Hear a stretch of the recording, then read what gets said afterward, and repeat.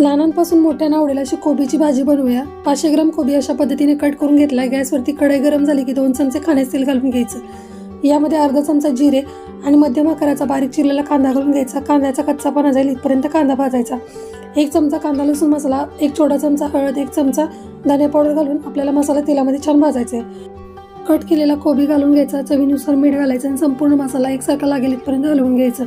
3 चमचे हरभऱ्याची डाळ पाण्यामध्ये भिजत ठेवली होती, त्यातील पाणी काढून घ्यायचं आणि भिजवलेली डाळ व्हिडिओमध्ये दाखवलेलं आहे त्या पद्धतीने कोबीच्या मधोमध घालून घ्यायची आणि वरून कोबी आपल्याला अशा पद्धतीने त्यावरती घालून घ्यायचं आहे। लगेच झाकण ठेवूया, 10 मिनिट याची वाफ काढून घेऊया। 10 मिनिटांनंतर उघडून पाहूया, छान असा कोबी आणि डाळ यामध्ये शिजली जाते।